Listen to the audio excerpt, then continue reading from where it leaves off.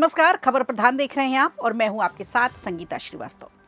देखिए, महाराष्ट्र का एक वीडियो याद है आपको, जिसने रातों रात मिलियन व्यूज पा लिए थे।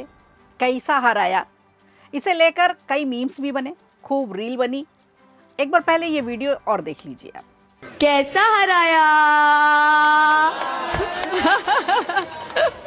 तो कई दिनों तक ये कैसा हराया चलता रहा। इसी से वायरल हुई मुंब्रा की नई नवेली पार्षद सहर यूनुस शेख।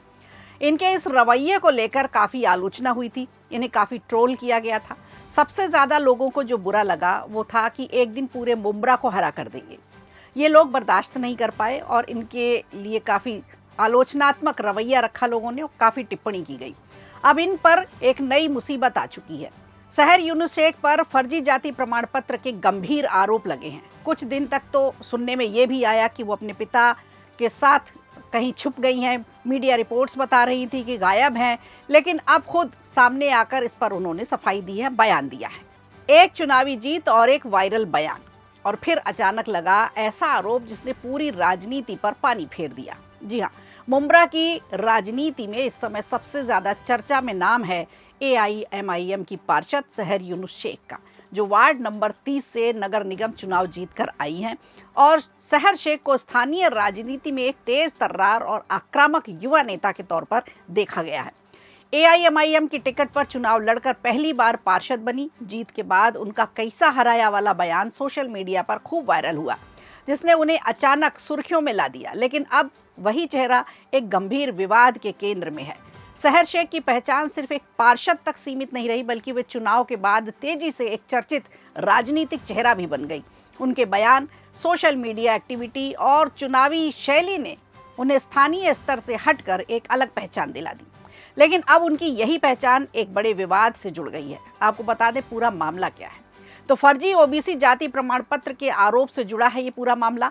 आरोप यह है कि सहर शेख के परिवार, खासकर उनके पिता यूनुस शेख ने कथित तौर पर गलत दस्तावेजों के आधार पर OBC प्रमाण पत्र हासिल किया और आगे इसी प्रमाण पत्र के आधार पर सहर शेख का भी जाति प्रमाण पत्र बनाया, जिसे अब जांच के घेरे में रखा गया है। हाल ही में सामने आई प्रशासनिक जांच के बाद ये मामला और भी ज़्यादा गंभीर हो गया है। तहसील स्तर पर हुई जांच में कुछ दस्तावेजी अनियमितताओं की बात तो सामने आई है। इसके बाद रिपोर्ट में FIR दर्ज करने की सिफारिश तक की चर्चा सामने आ चुकी है, जिससे ये विवाद सिर्फ राजनीतिक नहीं बल्कि कानूनी मोड़ तक पहुँच गया है। जांच एजेंसियां अब दस्तावेजों को खंगाल रही हैं, गहराई से जांच कर रही हैं और ये देखा जा रहा है कि प्रमाण पत्र जारी करने की प्रक्रिया में कोई गड़बड़ी हुई है या नहीं, या इन पर आरोप ऐसे ही लगाया गया है। लेकिन इस पूरे विवाद पर सहर शेख ने अब सफाई दी है। उन्होंने PC करके सभी आरोपों को सिरे से खारिज किया है। सहर का कहना है कि ये पूरा मामला उन्हें राजनीतिक रूप से बदनाम करने की साजिश है।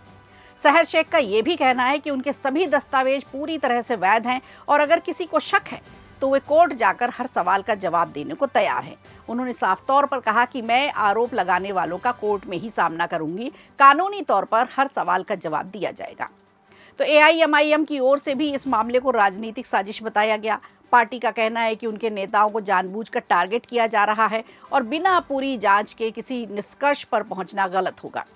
और दूसरी तरफ विपक्षी दलों ने इस मुद्दे को जोर शोर से उठाना शुरू कर दिया है। उनका आरोप है कि अगर जाति प्रमाण पत्र में गड़बड़ी साबित होती है तो ये सिर्फ एक पार्षद का मामला नहीं रहेगा, बल्कि पूरे सिस्टम की पारदर्शिता पर सवाल उठाए जाएंगे, चुनावी प्रक्रिया पर सवाल उठेंगे। इस पूरे विवाद को और भी ज़्यादा सुर्खियों में लाने वाली बात उनका पुराना वायरल वीडियो है, कैसा हराया वाला बयान, जिसने सहर शेख को चुनाव के बाद अचानक एक चर्चित चेहरा बना दिया था। लेकिन अब वही पहचान इस विवाद के साथ जुड़कर और भी ज़्यादा चर्चा में आ गई है।